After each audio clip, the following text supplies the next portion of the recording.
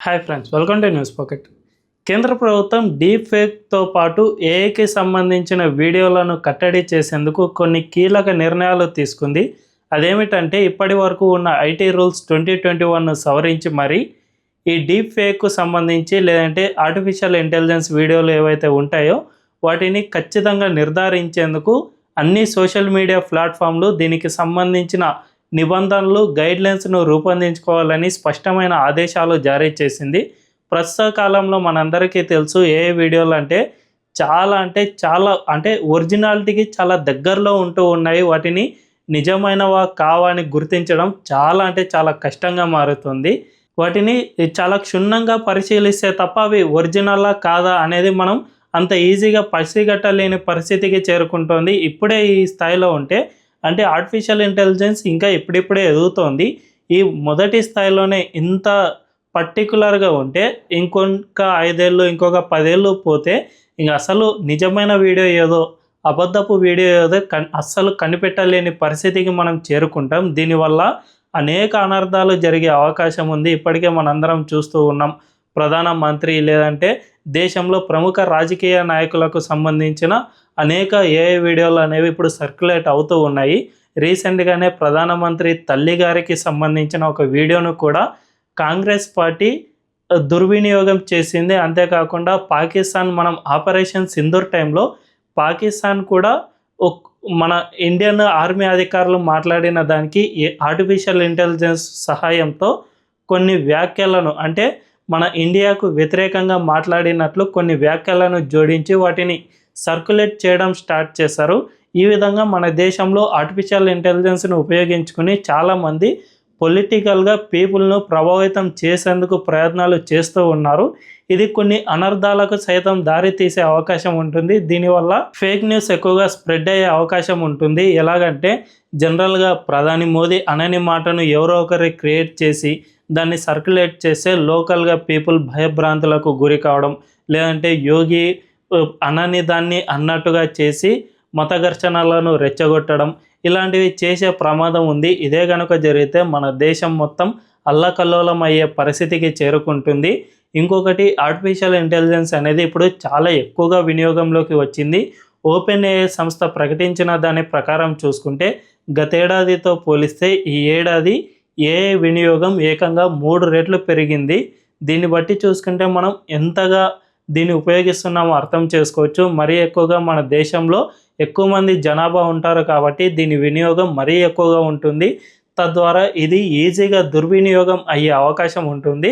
అందువల్లనే central government దీనికి సంబంధించి కొన్ని కీలక ఆదేశాలను జారీ చేసింది. ముఖ్యంగా సోషల్ మీడియా ప్లాట్ఫామ్స్ ఏవైతే ఉంటాయో ఈ ఫేస్బుక్, ట్విట్టర్, ఇన్స్టాగ్రామ్, యూట్యూబ్ ఇలాంటి ప్లాట్ఫామ్స్ ఏమేమైతే ఉంటాయో ఆ ప్లాట్ఫామ్లన్నీ కూడా కొన్ని గైడ్లైన్స్ను తీసుకురావాలి.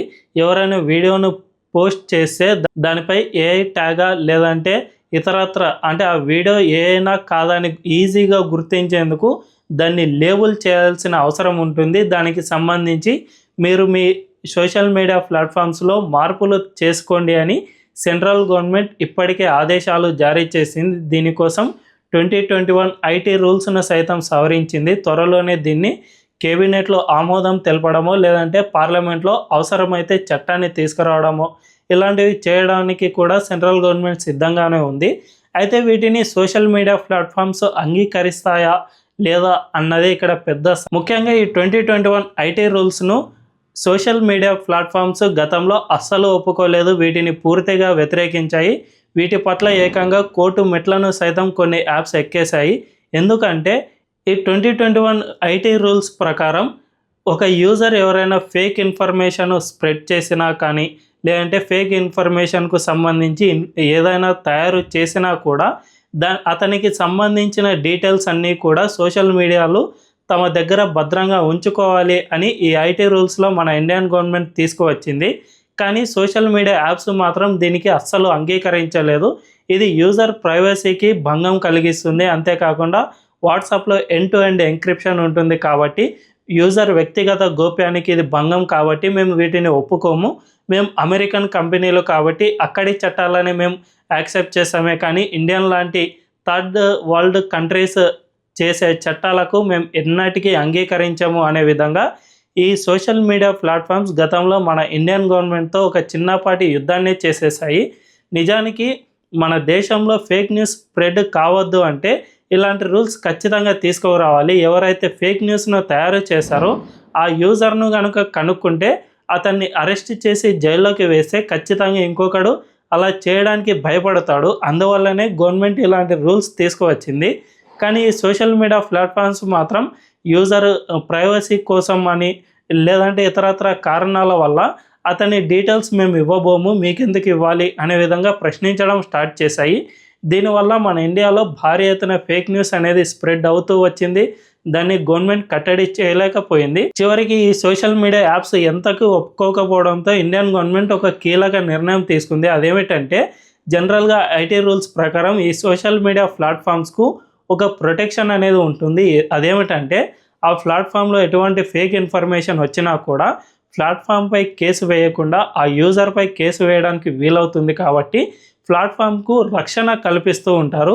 కానీ ఈ సోషల్ మీడియా ప్లాట్ఫామ్స్ దీనికి ఒప్పుకోలేదు కాబట్టి ఇక అందులో కనిపించే ఫేక్ న్యూస్ మొత్తానికి ఆ యాప్స్ మాత్రమే బాధ్యత వహించాలి అని ఇండియన్ గవర్నమెంట్ కీలక నిర్ణయం తీసుకుంది. అప్పుడే ఈ యాప్స్ అన్నీ కూడా దిగి వచ్చాయి. Twitter, Facebook, YouTube and Instagram ఇలాంటివన్నీ, వీటితో పాటు వాట్సాప్ కూడా అన్ని యాప్స్ దిగి వచ్చి చచ్చినట్లు మన ఐటీ రూల్స్ను ఒప్పుకోక తప్పలేని పరిస్థితి మన ఇండియన్ గవర్నమెంట్ కల్పించింది.